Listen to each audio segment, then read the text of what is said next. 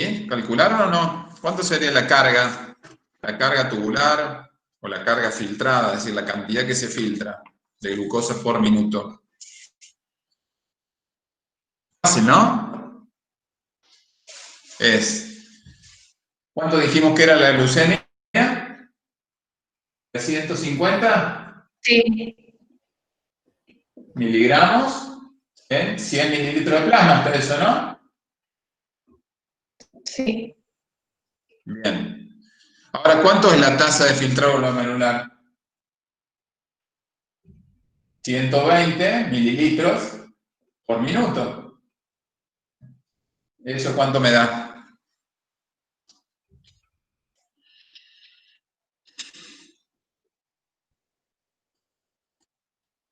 ¿420 puede ser? 420 miligramos por minuto. O sea que a los túbulos va a estar llegando 420 miligramos por minuto. ¿Y cuánto dijimos que era el transporte máximo? 325. 320, 325, 350, pongámosle. ¿Eh? ¿Y qué pasó ahí? Pero le está llegando 420. Entonces, Y se va a excretar 100 miligramos. Va a haber en orina. claro, el riñón va a seguir reabsorbiendo todo, va a tratar de absorber la mayor cantidad, va a seguir reabsorbiendo esos 325, pero le está llegando 420, o sea que 100 miligramos se le va a pasar de largo, y eso va a aparecer en la orina. Ese animal va a tener glucosuria. Normalmente esta es una glucemia muy alta, es indicativa de que el animal tiene un problema, muy probablemente sea diabetes, ¿no? ¿Se entiende cómo es? Sí, sí sé. Entonces, si vemos lo que está pasando en la... A ver, déjenme compartiéndola. Sí, está compartiendo. Claro, entonces fíjense, nosotros en el ejemplo que les di ahora, estaríamos más o menos acá, ¿no es cierto? 350. Se pasó el umbral, por eso ya empieza a haber glucosa en la orina. Con 350 de glucemia, o sea que estamos acá. Entonces, vemos que hay excreción, y seguimos subiendo, vemos que ya prácticamente está en el transporte máximo, y la carga es mayor, justamente por eso. Fíjense la carga, que sería la línea roja, estamos más alto de la carga. O sea que la carga es muy alta en 400 y pico. ¿Se entiende? Y acá ya quiere decir que el riñón ya no puede aumentar más. Por más que la carga, es decir, la cantidad que le llega al túbulo sigue aumentando, el transporte se mantiene constante. Y fíjense que a partir de acá, todo lo que aumenta de glucemia, todo aparece como excretado, ¿ven? Fíjense que la línea esta de excreción es paralela a la línea de carga. Es decir, cuanto más carga, más el riñón va excretando. Porque ya llegó a este transporte máximo, ya más no puede reabsorber, es lo máximo que puede reabsorber. Todo lo que le llegue extra se va por orina. Entonces ahí están los conceptos, y si quieren los repasamos. Umbral.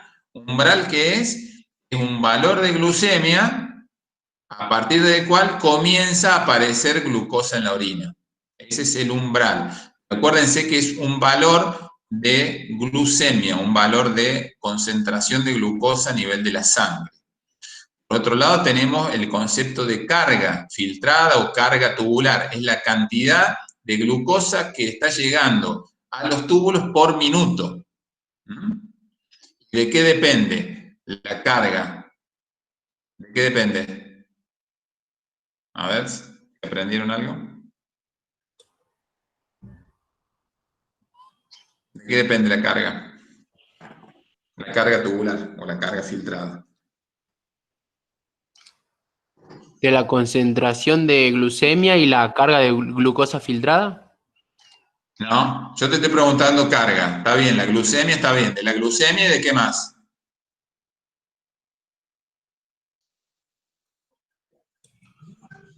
era esto?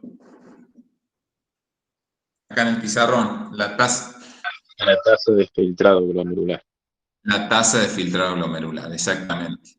O sea que me puede aumentar la glucemia, me puede aumentar la tasa de filtración o me pueden aumentar ambas y eso me va a hacer aumentar la carga. Acuérdense que la carga es la cantidad de glucosa que llega, se filtra y que llega al túbulo contorneo proximal por minuto.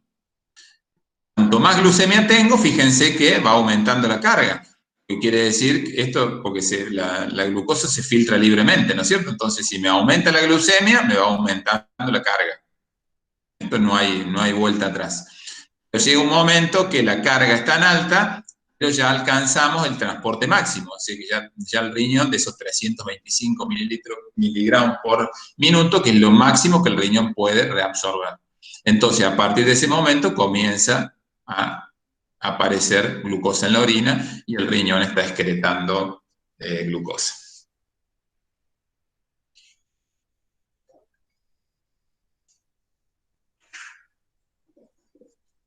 ¿Preguntas, dudas? ¿Muy complicado es?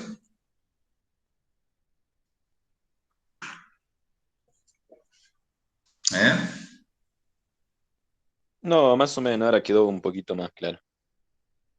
Ahora tienen que verlo ustedes y tratarlo de interpretarlo, ¿cierto? Pero me parece que la cuestión general es esa.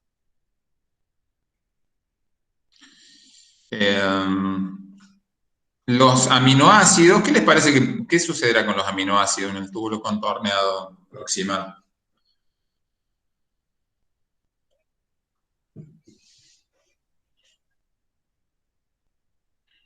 También se reabsorben, ¿no es cierto? También usan un mecanismo, claro, utilizan un mecanismo similar al de la glucosa, es un cotransporte con sodio.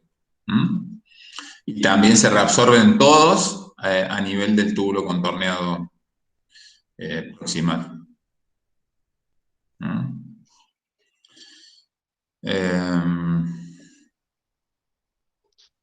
Profe, ¿y el Bueno. bicarbonato y sodio también van a tener el mismo camino, más o menos? Y el bicarbonato, si quieren, lo vemos un poco ahora y lo vamos a volver a ver seguramente cuando veamos. El bicarbonato también se reabsorbe, más o menos un 60-70% también se reabsorbe a nivel del túbulo contorneado proximal. Obviamente que mucho va a depender también del estado de equilibrio ácido-base del animal, ¿no es cierto? Pero en general se reabsorbe en gran medida a nivel del túbulo contorneado proximal. Y en realidad no es el bicarbonato, no es la misma, o sea, el bicarbonato se filtra, ¿no? A nivel del glomérulo, pero no es la misma molécula de bicarbonato que tenés en la luz la que aparece luego en la sangre. Es otra molécula por un mecanismo, a ver, déjenme ver si lo tengo acá.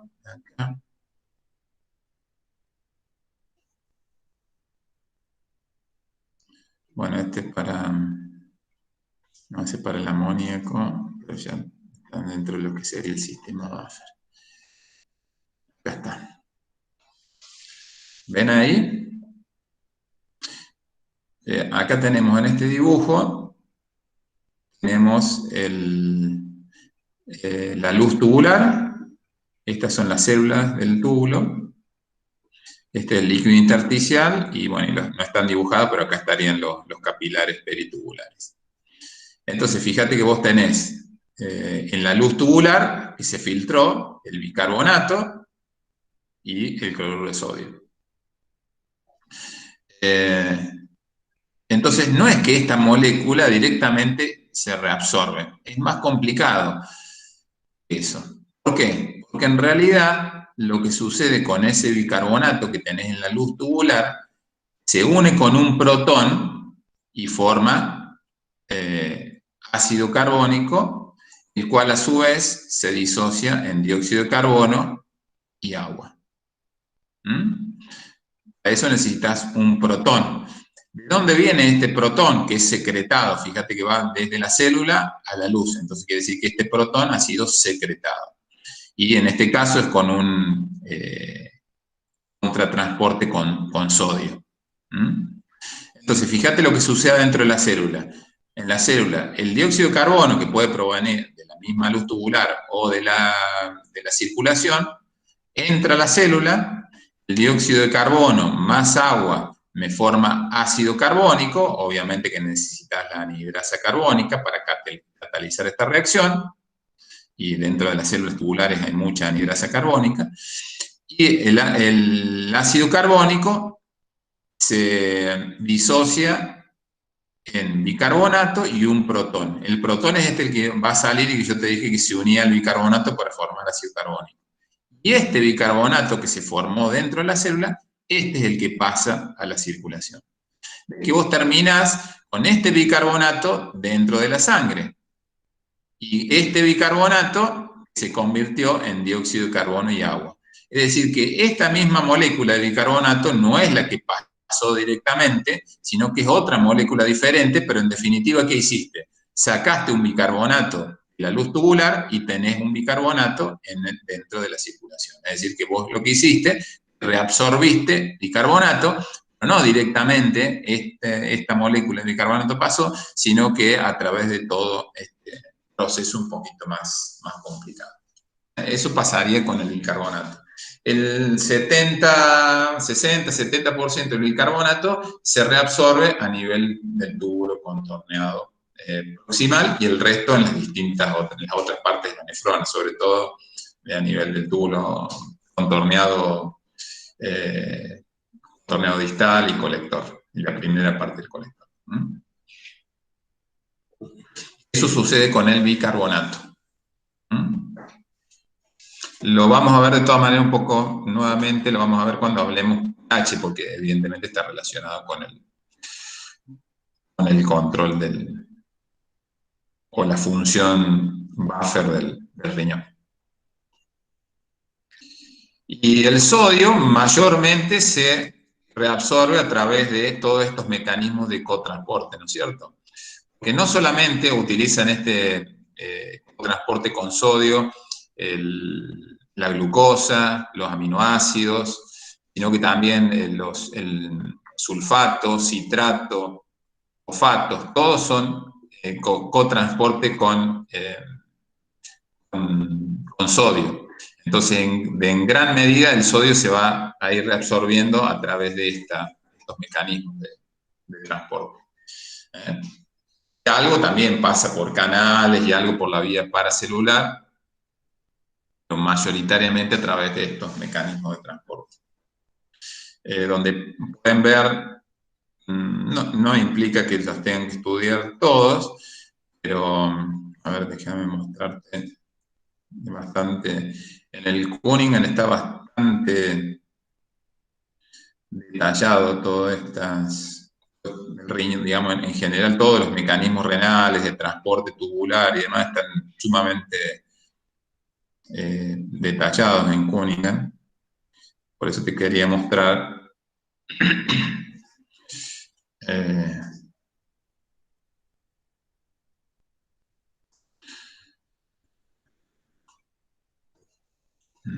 ¿cómo está?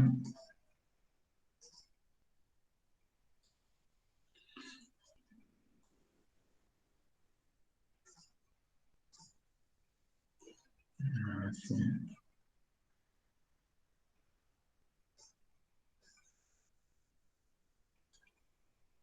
A ver.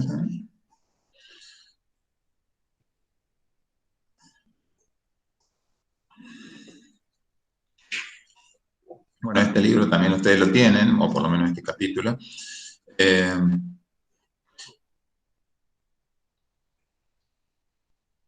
Estos serían todos los mecanismos, todos los transportadores que tenés, o la gran mayoría que tenés en una célula del túbulo contorneado proximal. Fíjate, acá tenés la glucosa, que decíamos que era, este sería el transportador, o el cotransportador de glucosa. Fíjate que entra glucosa y sodio. Y la glucosa después pasa por otro transportador en la membrana vasolateral a la circulación. Después fíjate, acá tenemos los aminoácidos, que también es con transporte con sodio. Después tenés el citrato, que es también cotransporte con sodio.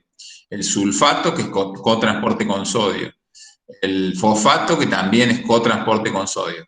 Ves que la mayor parte de los mecanismos de reabsorción, o gran parte de los mecanismos de reabsorción a nivel túbulo contorneo proximal, son con sodio. O sea que gran parte del sodio se reabsorbe también junto con utilizando estos transportadores. ¿Bien? Obviamente que para que todo esto funcione, acordate que tiene que estar funcionando la bomba de sodio y potasio. Sería esta que está acá verde, ¿no es cierto? Esta. Para mantenerme en bajas concentraciones de sodio intracelulares, ¿verdad?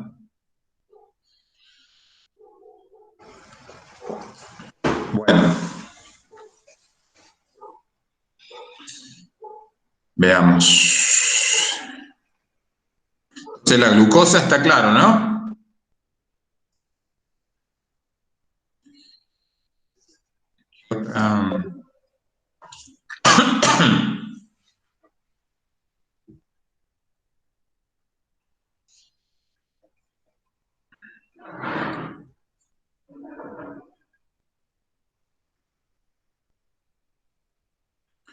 Bueno, y después sigue la pregunta M, dice alrededor del 60% del sodio ionizado filtrado reabsorbido en el túbulo proximal. Explique cómo se lleva a cabo este proceso y qué ocurre con el 40% restante de sodio ionizado filtrado.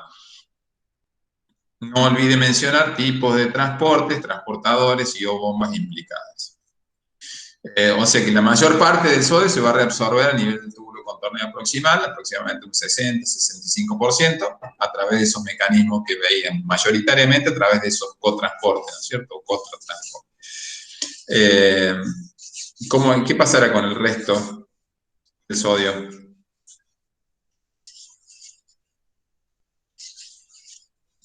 Y se reabsorbe en otros segmentos. Se reabsorbe en otros segmentos. Parte es excretado, no todo el sodio retenido, ¿no es cierto?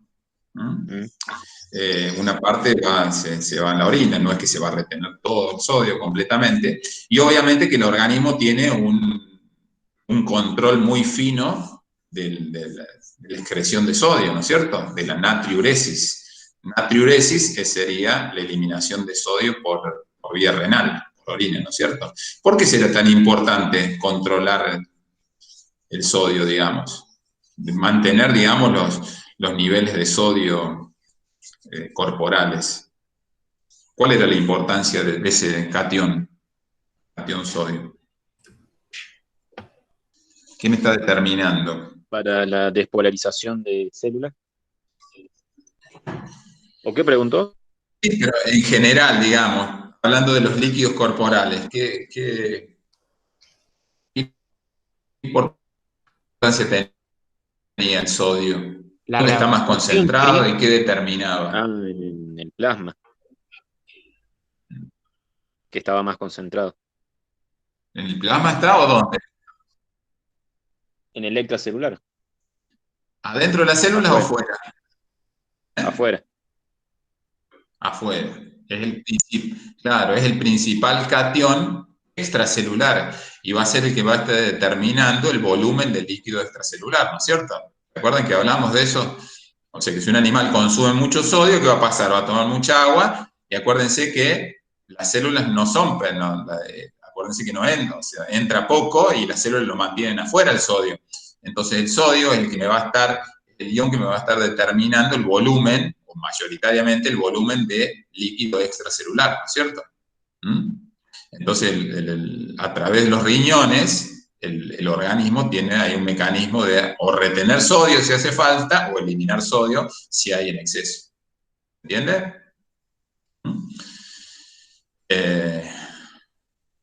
Eso sería más o menos. ¿Y cuál es la hormona que me va a estar controlando la excreción de sodio? La aldosterona. Bien, la aldosterona, exactamente. La aldosterona lo que hace es aumenta.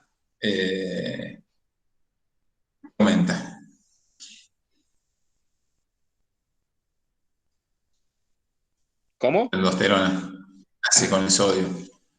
Ah, y aumenta la reabsorción. La reabsorción, exactamente. ¿Eh? Y junto con el sodio, ¿qué reabsorbe? ¿Qué Eh, arrastra el sodio por cuestión osmótica? y Agua. agua. ¿Mm? Claro, agua, exactamente. O sea que en un estado de deshidratación vamos a ver que la aldosterona es importante para que el riñón retenga sodio y agua, ¿no es cierto? Primariamente sodio lo que retiene. Y junto con el sodio arrastra agua. ¿Sí? Ahí es donde estaría el juego el sistema renina, angiotensina, aldosterona. Eso ya lo vamos a ver. Bueno, ¿y eso dónde ocurre? ¿Dónde actúa la aldosterona?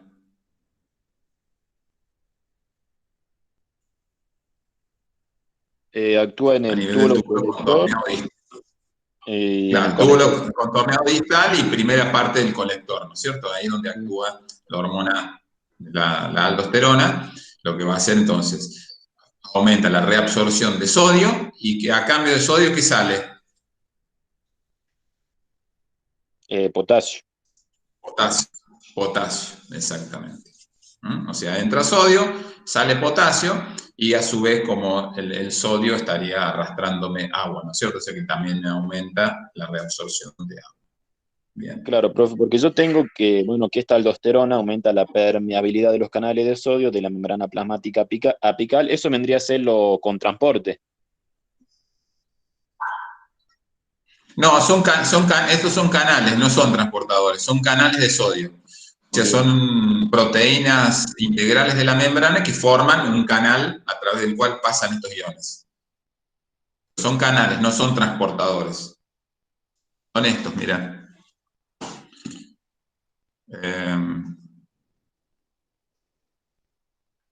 Estoy compartiendo el Cunningham, ¿no?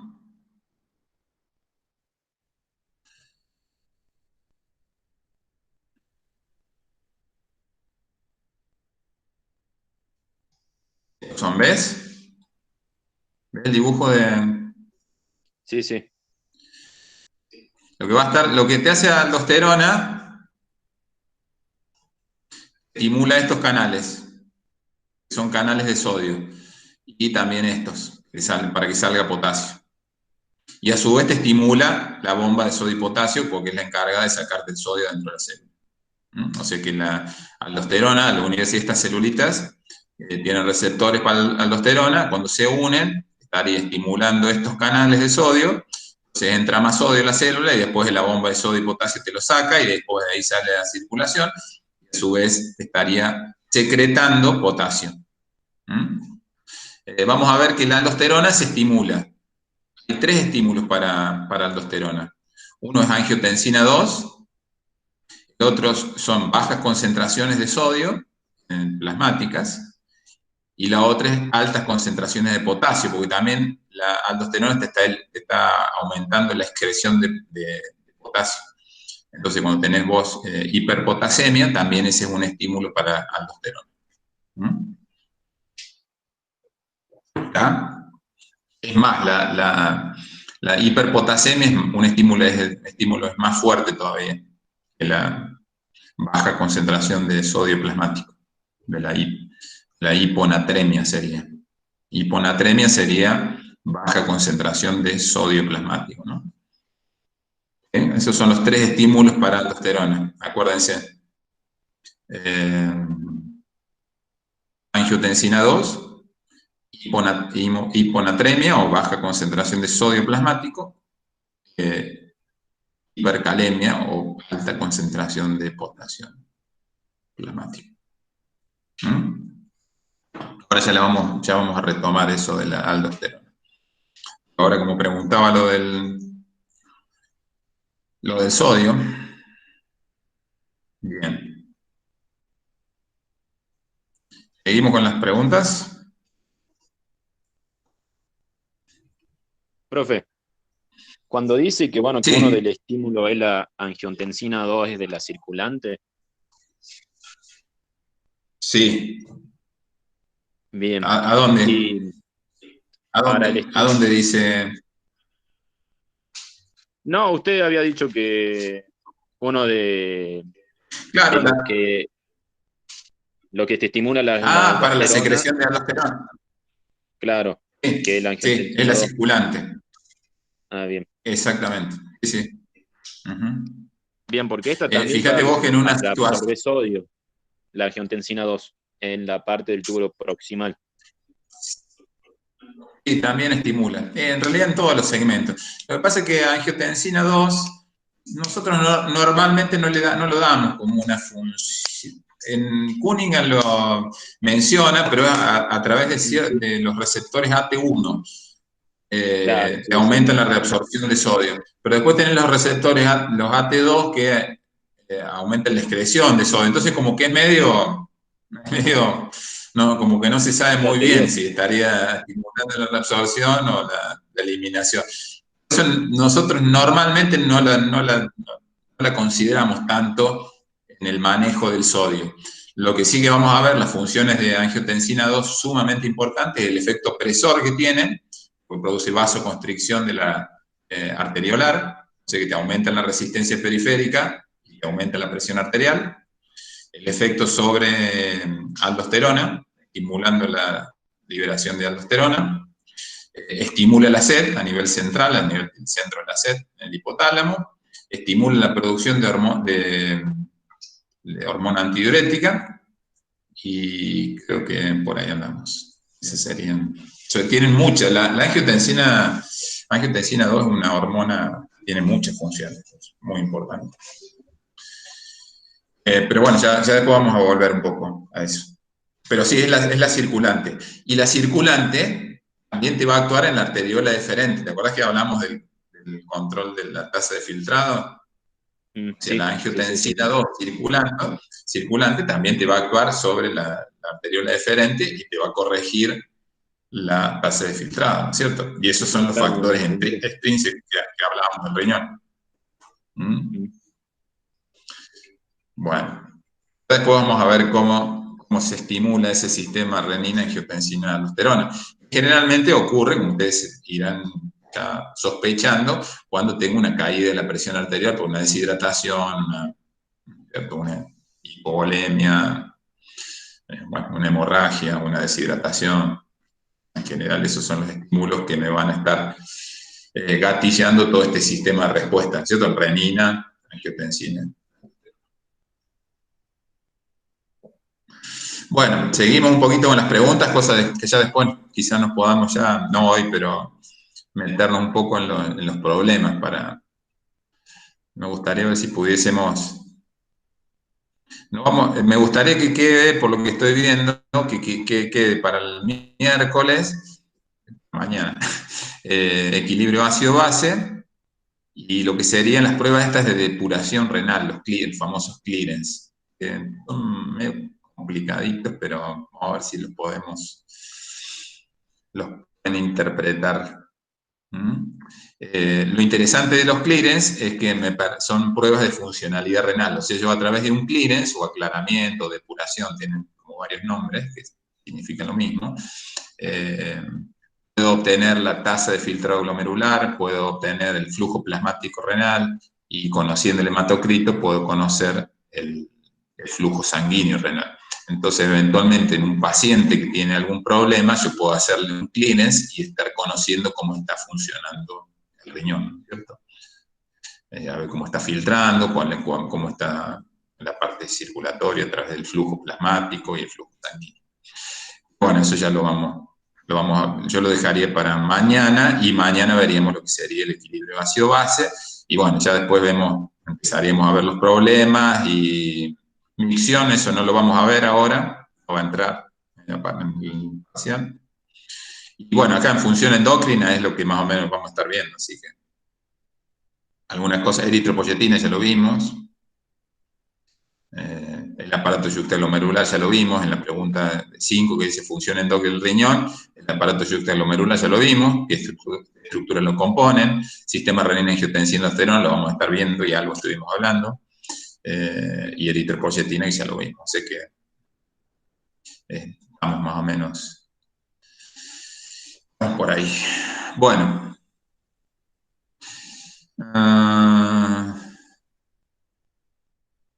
Dice la N, ¿cómo se produce la reabsorción de agua a nivel proximal y distal? No olvide mencionar tipos de transportes, transportadores, bombas implicadas.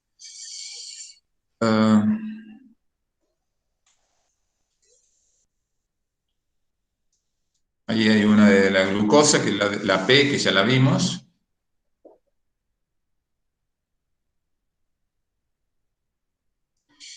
Y bueno, ¿qué pasa con el agua? El riñón es sumamente importante para el control hídrico, ¿no es cierto? De la excreción, la retención de agua. ¿Y qué pasa con el agua?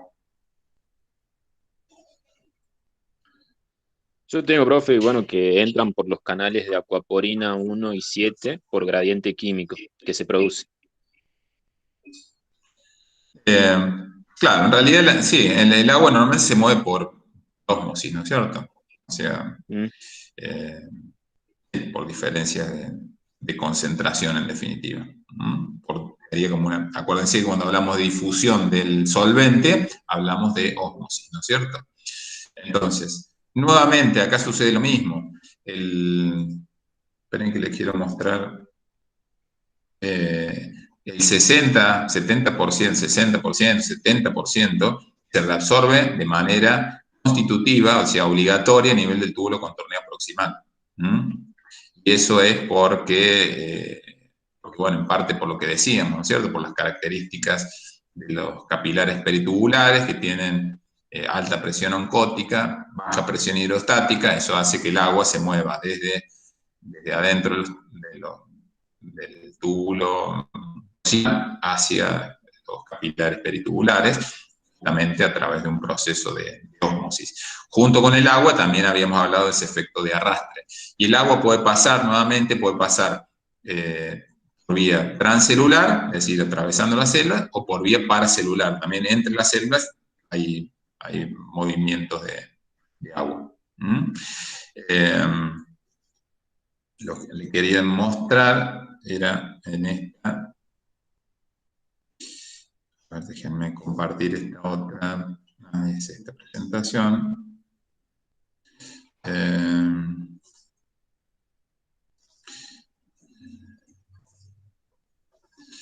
A ver si la ven ahí.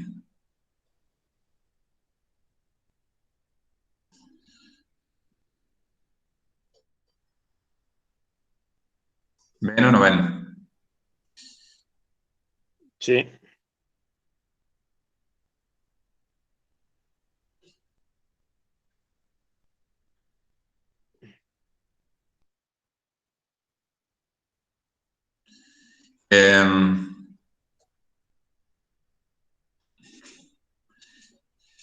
Bueno, fíjense acá la primera parte, la absorción de agua en el riñón, en el túbulo contorneo proximal, acá dice 80, pero puede ser entre 60, 80, 70, 80 aproximadamente, o sea, un alto porcentaje se da en el túbulo contorneo proximal, y esta reabsorción, y en el asa de Henle, que es del 7% más o menos, poco, todo esto se conoce como reabsorción obligatoria, es decir, que esta cantidad de agua se va a reabsorber sí o sí, digamos, no importa si el animal está sobrehidratado, si está deshidratado, como esté, esto es obligatorio. Que son justamente, habíamos hablado que en las primeras porciones de la nefrona, la parte proximal de la nefrona, en este caso son esta reabsorción de agua de manera obligatoria. Y luego tenemos la reabsorción facultativa. ¿Qué quiere decir facultativa? Que va a depender, puede estar presente o no, ¿no es cierto? ¿De qué depende? Justamente de las hormonas. Entonces, fíjense que la reabsorción facultativa es de un 9% en el túbulo contorneado distal y un 4% en el túbulo colector. Y esta reabsorción básicamente va a depender de la hormonas, sobre todo a nivel del túbulo contorneado, el túbulo colector, perdón, va a depender de la presencia o no de la hormona antidiurética. Es decir, que ahí, digamos, a ese nivel, que ya vamos a ver bien cómo funciona, esta hormona que se produce a nivel de la neurohipófisis, o se libera, mejor dicho, a partir de la neurohipófisis, se produce en el hipotálamo, se almacena en la neurohipófisis, a partir de ahí se libera esta hormona antidiurética, y vamos a ver que, dependiendo de que si esté presente o no esta hormona antidiurética, ese porcentaje de agua, digamos, ese porcentaje que es facultativo, se va a reabsorber o no, ¿no es cierto? Y ahí es donde reside la capacidad del riñón para retener líquido o eliminar más líquido dependiendo del estado de hidratación del animal. Se dan cuenta que lo que yo les decía, acá se repite el concepto. En las partes proximales de la nefrona se da una reabsorción de tipo obligatoria. Y la parte de regular, ¿no es cierto?, estaría en las partes distales. Ahí es donde el riñón tiene el control fino, ¿no es cierto? Excreto más, excreto menos, de una u otra sustancia, para ajustarse a los requerimientos del organismo. Lo mismo que el pH, en esos niveles, en las partes distales de la nefrona, es donde se va a dar el ajuste fino de la eliminación de protones o de bicarbonato y demás, todo lo que tiene que ver con el equilibrio ácido-base. Ahora vamos a ver después qué mecanismos hay a este nivel del túbulo colector, ¿cierto?, para reabsorber agua. ¿Por qué, digamos, se mueve el agua desde la luz tubular hacia el intersticio y luego a los vasos sanguíneos, ¿no es cierto? Entonces eso respecto al agua, ¿no es cierto? Entonces tengo una primera parte que es obligatoria, en las primeras partes de la nefrona, y luego el control fino que se hace en la parte distal, el túbulo contorneado distal y túbulo colector, que ahí va a depender más de las hormonas, ¿no es cierto? Acuérdense que la aldosterona reabsorbe de sodio, pero también arrastra agua, y la hormona antidiurética, que justamente antidiurética es porque reduce, ¿no es cierto? Estaría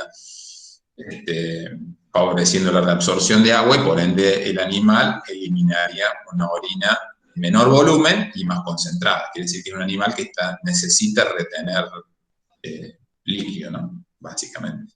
Es decir, que un animal, por ejemplo, que está deshidratado, necesita líquido, o restablecer los volúmenes líquidos, lo que hace justamente es, a través de la antidiurética, retener más líquido para volver a la normalidad los líquidos corporales. Esa sería un poco así la gran película o la cuestión más general, ¿no?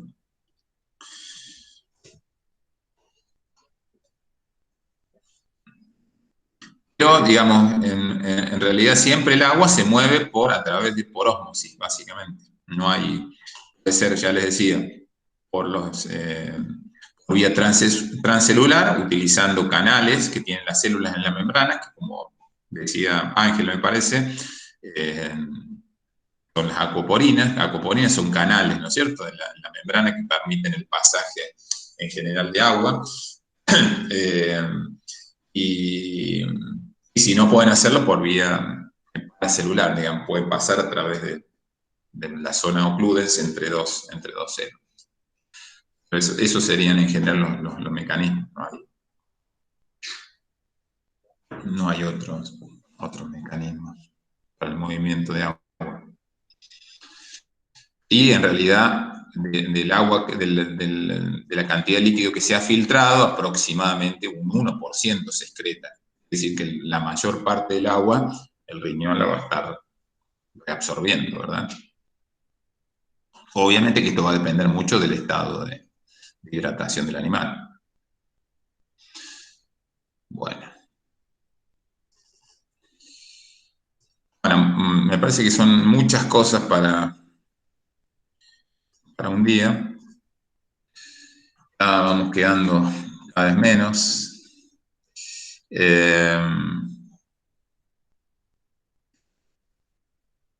¿Alguien vio algo del mecanismo este de contratransporte?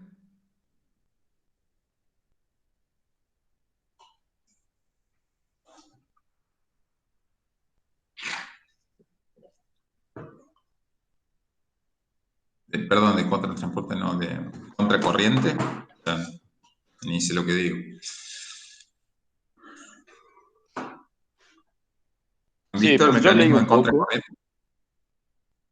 claro, que es como para mantener la hipertonicidad de la médula. Ujú, exactamente. A generar y mantener la hipertonicidad en la médula. Y lo que más me interesa, más allá del mecanismo que ya lo vamos a ver, es ¿para qué te parece que es importante mantener la médula del riñón hipertónica?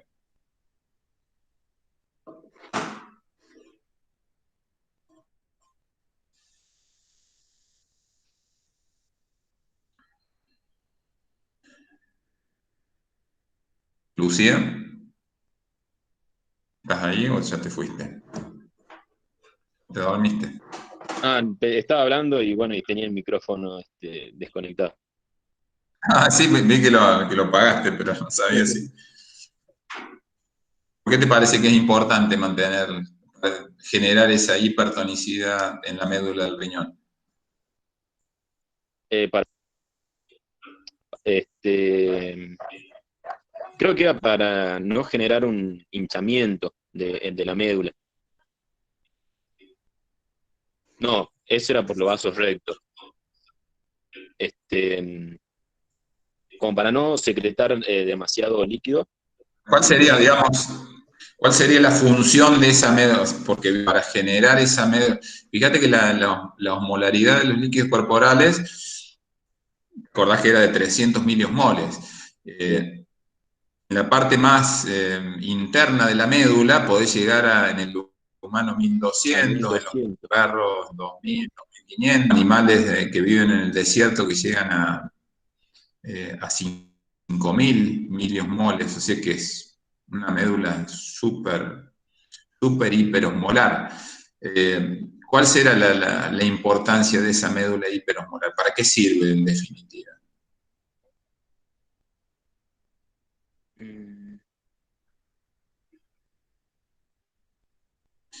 Fíjate que por la médula, ¿qué parte qué parte sí, qué porción tubular va a estar transcurriendo, va a estar pasando a través de esa médula para llegar a los cálices renales y de ahí desembocar? ¿Cómo, profe? Estaban ahí ladrando Para las que perras, no, Consuelo no dice, lo para llegué a que no se escuchar. pierda agua. ¿Cómo? Que no lo llegué a escuchar porque estaban ladrando las perras.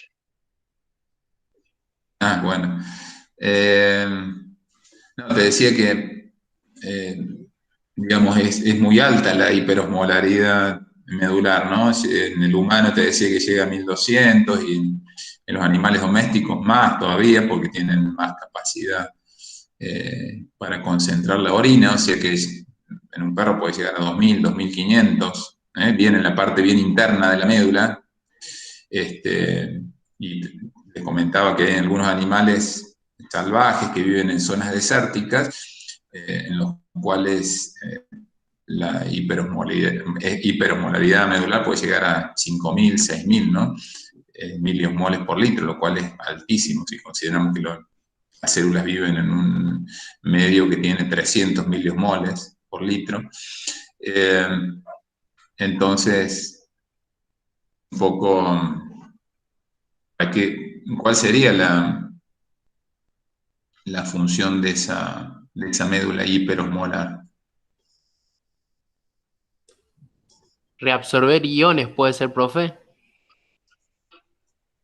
Mm, no, Yo fíjate creo, que, profe, fíjate que no. No, fíjate que no, al que, contrario. Al bueno, contrario, no porque es como es para un absorber. mecanismo así contracorriente, hay como que se disponen unos vasos rectos. Esta alta hipertonicidad hace que vaya el agua y bueno, y estos vasos rectos la vayan a absorber. ¿Vaya el agua de dónde? Desde el intersticio a los vasos rectos. ¿De dónde salió De esa la agua que está en médula. el intersticio? ¿Cómo? Sí, pero en definitiva, ¿de dónde?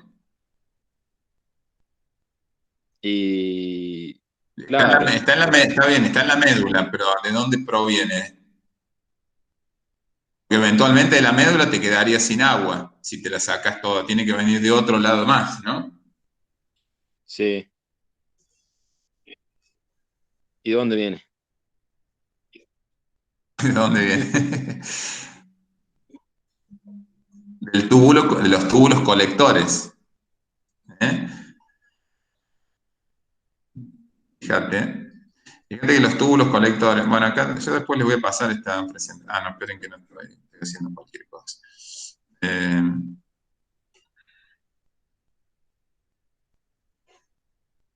Esperen que no. Acá. Viendo la. Fíjate, acá tenés el riñón. Esto es un humano, ¿no? Fíjate que en la corteza tenés 300 miliosmoles. A medida que te vas metiendo en la médula más profundamente, desde la médula externa a la más interna, fíjate que llegás a 1200. ¿Eh? Pero fíjate que en este mecanismo de contracorriente, acuérdense que participaban solamente las nefronas yuxtamedulares, ¿se acuerdan? Era un porcentaje de todas las nefronas, no son todas las nefronas que participan, porque justamente son las yuxtamedulares las que tienen las asas de Henle bien largas, ¿no es cierto?, que penetran en la médula, como la que está dibujada acá. Están viendo, ¿no? La imagen esta Sí, del sí, sí, sí. riñón violeta. Bueno, fíjate que a través de la médula, bien digo, ¿qué parte del túbulo de la nefrona está pasando? A llegar ahí a la pelvis renal, Es el tubo colector. a los cálices y a la pelvis renal. El túbulo colector. Los túbulos colectores van todo, atraviesan toda la médula hasta llegar a los cálices menores donde desembocan, ¿no?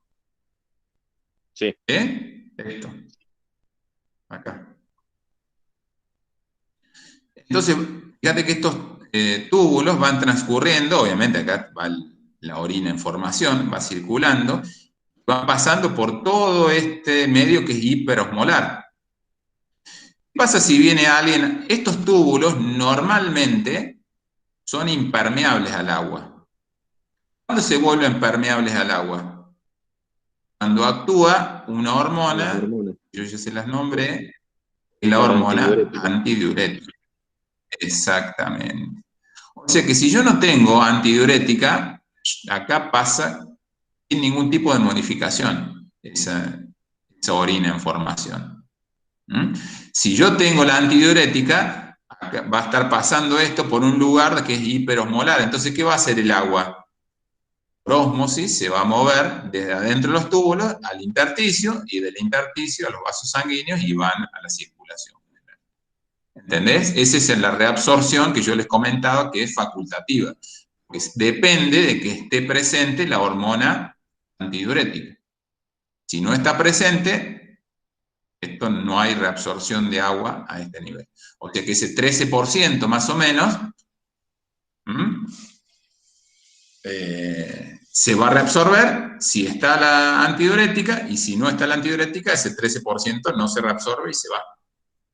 ¿Se entiende? Por eso es facultativo. Facultativo porque depende de la presencia de esa reabsorción de líquido, de agua, depende que esté la hormona antidiurética. Si no está, no se reabsorbe y eso se elimina, se excreta.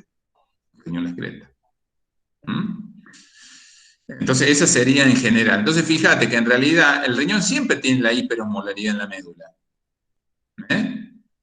Ahora, va a reabsorber esa agua o no, dependiendo que yo tenga o no antidiurético, básicamente. O sea que el mecanismo de contracorriente, en definitiva, sirve para crear la médula hiperosmolar. Y la médula hiperosmolar permite que el riñón o el organismo, a través de la antidiurética, reabsorba o deje de reabsorber agua y de esa manera esté controlando los líquidos, ¿no es cierto? Esa sería un poco la idea general, ¿no es cierto? Después vamos a hablar de cuáles son los mecanismos para crear esa médula, o sea, todo el mecanismo de contracorriente y demás es para crear la médula hiperosmolar. Y la médula hiperosmolar sirve para que después yo tengo hormona antidiurética, vamos a ver que hay unas acuaporinas ahí que se traslocan a la membrana y ahora los túbulos contorneados, los túbulos distales ahora son permeables al agua y el agua se mueve por ósmosis porque puede, ¿no es cierto?, atravesar a través de esas acuaporinas las células del túbulo distal, del túbulo colector, y de ahí pasa al intersticio y de ahí a los vasos sanguíneos. Sería que después lo vamos a ver, que sería, también creo que lo tienen en uno de los teóricos, sería este mecanismo.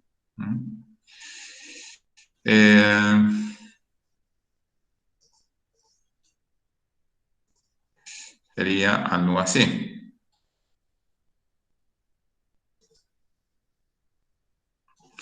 Si yo tengo una deshidratación, una hiperosmolaridad plasmática, angiotensina 2, que serían los estímulos, me desencadenan la liberación de ADH, la ADH actúa sobre los conductos colectores y aumenta la absorción de agua en el túbulo contorneado distal y el colector, baja el volumen de orina, aumenta la concentración de solutos también en la orina, y eso hace que, digamos, de algún modo revirtiendo estas condiciones, ¿no es cierto?, que generaron la liberación de ADH, de esta hormona antidiurética. Bueno, pues me parece que vamos a...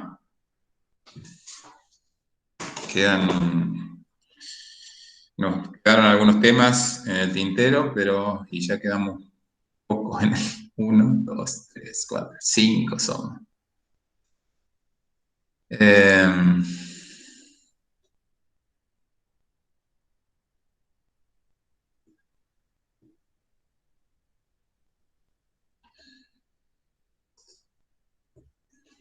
Bueno.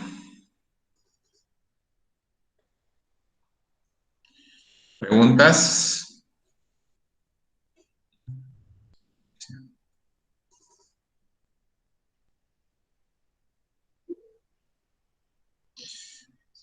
Sí, te escucho, Consuelo.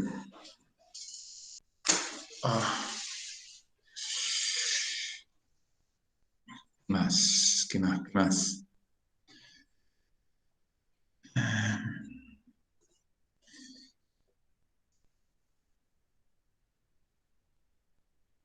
En el parcial entra funciones no respiratorias.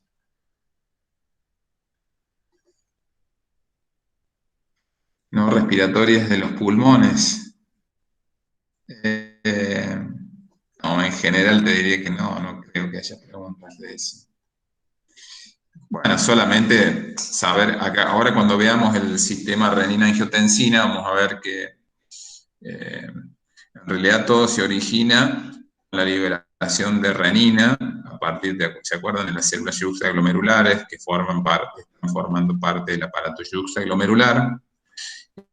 Esa renina actúa sobre una proteína que es enzimático y lo convierte, en realidad la renina tiene una acción enzimática sobre la angiotensina angiotensinógeno, que es una proteína plasmática que está circulando, que produce el hígado, una acción enzimática, lo hidroliza, le saca una pequeña cadena de polimerasa, se transforma en angiotensina 1.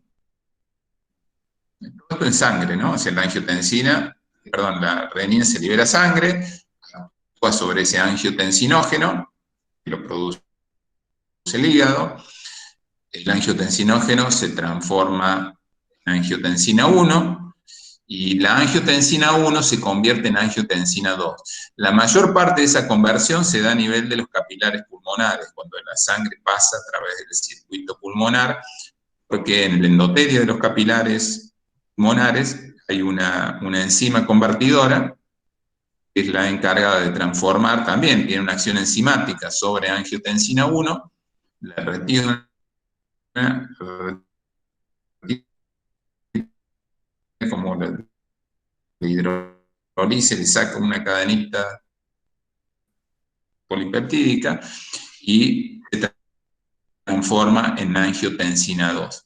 La angiotensina 1 es como un precursor que no tiene, para que ya se vayan familiarizando. La angiotensina 2 tiene función vasoconstrictora arteriolar, lo cual aumenta la resistencia periférica y aumenta la presión arterial.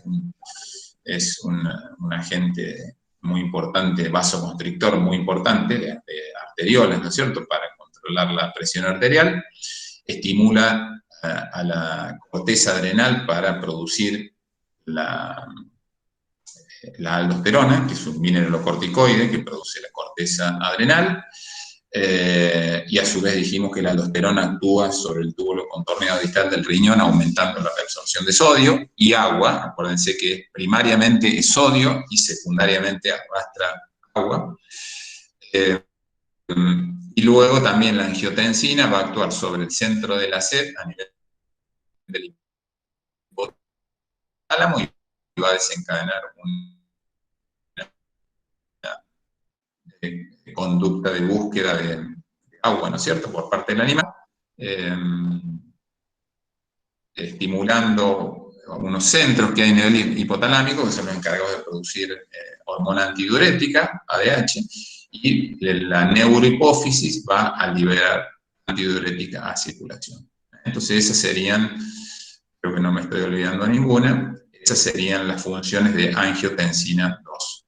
O sea que ahí sí sería una función del pulmón, convirtiendo la angiotensina 1, en angiotensina 2 por esa enzima convertidora. Esta sería una de las funciones no respiratorias del pulmón. Eventualmente puede haber una pregunta de eso. Bueno, y me diste pie para que les contara más o menos cómo era el sistema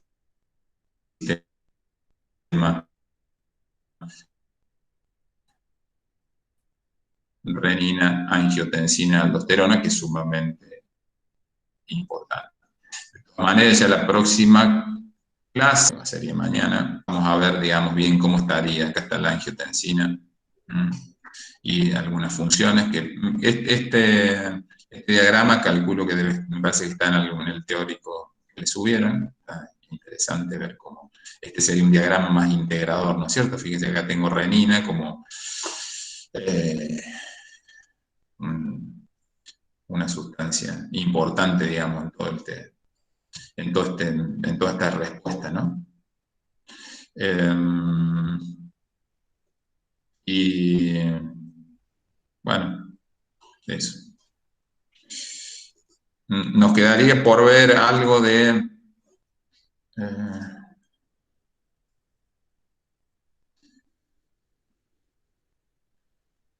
nos quedaría por ver, ya es medio tarde,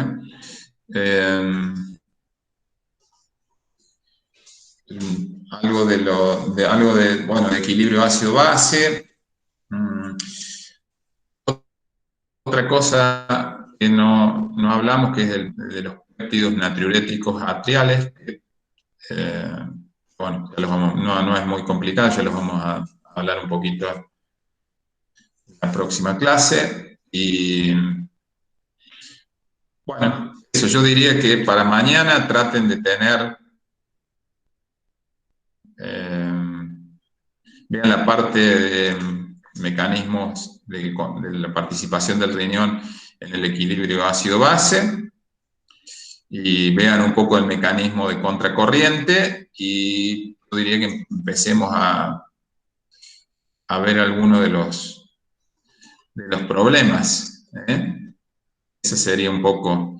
Y después, si quieren, el jueves nos podemos juntar un rato más para ver algunos otros problemas. Y bueno, vamos viendo, vamos avanzando. Eventualmente el viernes, si quieren hacer alguna consulta, también estaría disponible, digamos.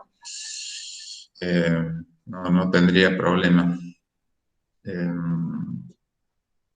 No sé si han empezado a ver los problemas, pero mañana podríamos hacer eso, ver un poco de los mecanismos buffer renales y ya ponernos a resolver los problemas, así que ya tengan por lo menos algunas situaciones, la situación 1, la situación 1 podríamos ver, la 2, la 3, o si quieres, ahora veo que somos 1, 2, 3, 4, 5 conectados, no sé, me parece como que no sé cómo manejarlo porque tampoco se conectan a las clases, pero por ahí una opción sería distribuir los problemas, eh, dos o tres problemas a cada uno de ustedes y que cada uno lo presente, pero bueno, les digo, son pocos los que se conectan. Así que, pero bueno, conclusión, haríamos así. Mañana vemos equilibrio ácido-base y el mecanismo de contracorriente y ya nos ponemos a ver un poco, a discutir un poco los problemas. Me parece que gran parte de los problemas los vamos a poder resolver sin problema, valga la redundancia, porque en realidad ya lo hemos visto, digamos, que sería nada más ver si tienen alguna duda o si pueden aplicar a ese problema conceptos que ya hemos estado viendo en las preguntas esas generales. ¿Mm? Así que bueno, no sé, me noto como que últimamente como que se conectan poco, están un poco dispersos, no sé si es la época del año, si es que ya están también muy presionados por las otras asignaturas, pero bueno, noto como que hay un poco como un relaje, pero bueno, vamos a ver qué pasa en el parcial. Así que bueno, mañana nos conectamos a la 1 de la tarde, que sería el horario de clase. Tratamos de avanzar lo más posible. Si nos quedan cosas para ver, no tengo problema en conectarnos el jueves y el viernes un rato, si quieren, para redondear, para consultas, para, bueno, lo que ustedes... otra cosa que haríamos mañana serían los problemas de clearance, de depuración, esas pruebas de depuración del riñón. Así que, bueno, si no tienen ninguna pregunta, dudas existenciales, no, nos veríamos mañana. Bueno, profe, sí, seguramente mañana van a estar las ¿Sí? dudas. Seguramente Bueno. mañana van a estar las dudas. Sí, calculo. Bueno, que la pasen bien y sí, riñones así es bastante... Es para volverse un poquito loco, pero bueno, es así. Interesante por otro lado, ¿no? Bueno, nos vemos mañana. Pásenla muy bien Bueno, y profe, muchas gracias. Que ande bien usted hasta también. mañana. Chao, chao. Gracias. Chao. Nos vemos. Chao, profe.